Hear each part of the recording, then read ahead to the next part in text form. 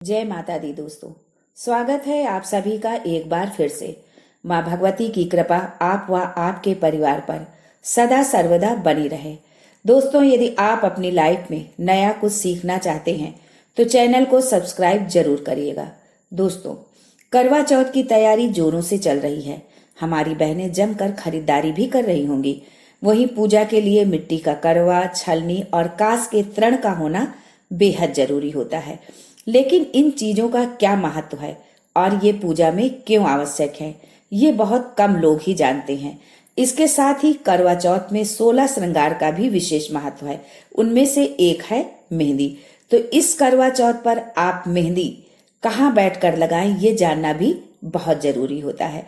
तो चलिए जानते हैं आज के वीडियो में ये खास जानकारी। लेकिन उससे पहले आपसे रिक्वेस्ट करती हूँ कि वीडियो को लाइक करिएगा, दोस्तों को शेयर कर दीजिएगा और अगर आपने अभी तक चैनल को सब्सक्राइब नहीं किया है तो चैनल को सब्सक्राइब करके बेल आइकन जरूर दबाइएगा।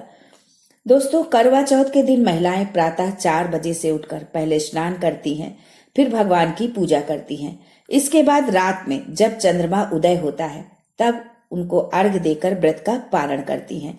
मिट्टी के बने कलश में कांच के कुछ तृण रखकर उसमें जल भरकर चंद्रमा को अर्घ दिया जाता है।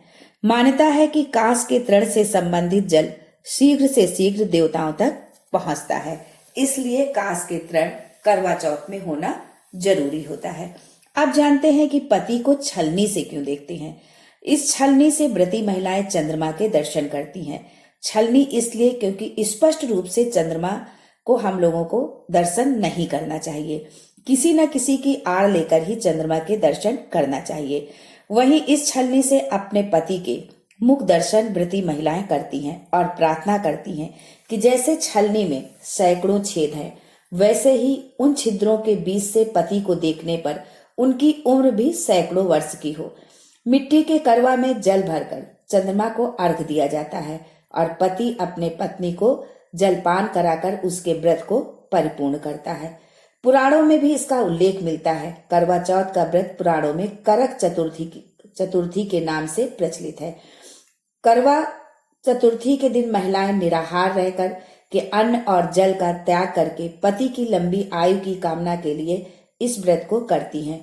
पुराणों में ऐसी कथा है कि प्रजापति दक्ष ने जब चंद्रमा को श्राप दिया कि तुम क्षीण हो जाओ, जो तुम्हारे दर्शन करेगा उस पर कलंक आएगा, तब चंद्रमा रोते हुए शंकर भगवान के पास पहुंचे। बोले, हमारा तो कोई चतुर्थी के दिन दर्शन ही नहीं करेगा। तब शंकर भगवान ने कहा था, सब चतुर्थी को छोड़िए, कार्तिक मास की कृष्ण पक्ष की जो चतुर्थी आएगी उस दिन जो भी तुम्हारे दर्शन करेगा उसके जीवन के सारे दोष, पाप, कलंक सब मिट जाएंगे। करवा चौथ और चंद्रमा से जुड़ी एक पौराणिक कथा के अनुसार जिस दिन भगवान गणेश का सिर धड़ से अलग किया गया था, उस दिन उनका सिर सीधे चंद्रलोक चला गया था। ऐसा माना जाता है कि आज भी उनका सिर चंद्रलोक में मौजूद है। हिंदू धर्म में गणपति जी की पूजा हमेशा सबसे पहले की जाती है, इसलिए उनका सिर चंद्रलोक में होने के कारण चतुर्थी के दिन गणपति की पूजा के बाद ही चंद्रमा की पूजा की जाती है। करवा चौथ के दिन भगवान गणेश, शिव पार्वती और कार्तिकेय की पूजा होती है। माँ पार्वती को अखंड सौभाग्यवती का वरदान प्राप्त था। ऐसे में माँ पार्वती की पूजा कर महिलाएं अखंड सौभाग्य का आशीर्वाद मांगने के लिए ये व्रत रखती हैं। इसके अलावा चांद को देखकर व्रत खोलने के पीछे एक वजह ये भी है कि चंद्रमा पुरुष रूपी ब्रह्म का रूप है। इनकी पूजा और उपासना से सभी पाप नष्ट हो जाते हैं। चंद्रमा के पास रूप, शीतलता, प्रेम और प्रसिद्धि है।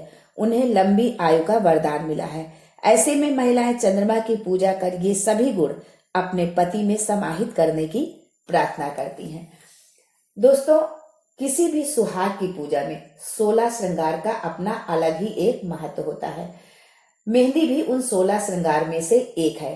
इस करवा चौथ पर जब आप मेहंदी लगवाएं तो इन बातों का आप जरूर ध्यान रखें। सबसे पहले तो आप मेहंदी लगवाने के लिए जिस स्थान पर बैठे वो स्थान बहुत साफ सुथरा होना चाहिए, यानी जिस स्थान का आप चुनाव करें वो साफ सुथरा हो, आसपास गंदगी ना हो, रोशनी अच्छी से आ रही हो, ताकि सकारात्मकता बनी रहे और आप भी अच्छा फील करें। दूसरा ये कि आप जिस दिशा में बैठकर मेहंदी लगवाते हैं वो उत्तर पूरब की होनी चाहिए, यानी आप उत्तर या पूर्व में ही मुख करके बैठे मेहंदी लगवाने के लिए। मेहंदी लगवाते समय मुंह दक्षिण दिशा में बिल्कुल नहीं होना चाहिए, इस बात का तो खास करके आप ध्यान रखें। वास्तुशास्त्र के अनुसार करवा चौथ की मेहंदी में भूल कर भी काले रंग का इस्तेमाल न करें। आजकल फैशन है कि मेहंदी की आउटलाइनिंग लोग काले से कर लेते हैं, तो इस व्रत में, इस सुहाग के इस व्रत में ये गलती आप भूल कर भी न करें। ये इस दिन बहुत ही अशुभ माना जाता है। साथ ही मेहंदी प्राकृतिक रंग से बनी हो तो और भी अच्छी है। अब करवा चौथ से जुड़ी कुछ पौराणिक कथाएं हैं, उनके बारे में भी जानते हैं। एक पौराणिक कथा के अनुसार एक बार किसी बहन को उसके भाइयों ने स्नेहबद्ध भोजन कराने के लिए छल से चांद की बजाय छलनी की ओट में दीपक दिखाकर भोजन करवा दिया। इस तरह उसका व्रत भंग हो गया।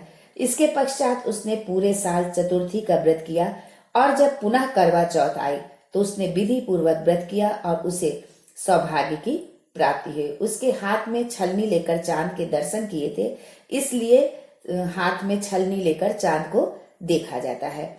एक कथा ये भी है कि करवा नाम की एक महिला थी जो भद्रा नदी के पास में रहती थी। एक दिन उसका पति नदी में नहा रहा था। उस दौरान एक मगरमच्छ ने उसके पति को नदी के अंदर खींच लिया। उस भयानक क्षण में करवा ने अपने पति की सुरक्षा के लिए मृत्यु के देवता यमराज से बहुत प्रार्थना की। उसकी भक्ति से प्रभावित होकर यमराज ने उसे वरदान दिया कि जो भी महिला इस दिन उसके नाम पर व्रत रखेगी उसके पति को लंबी आयु का वरदान मिलेगा। करवा चौथ की शुभकामनाओं सहित आज के लिए बस इतना ही। दोस्तों, मिलते हैं अगले वीडियो में एक नई जानकारी के साथ। तब तक के लिए जय गणेश।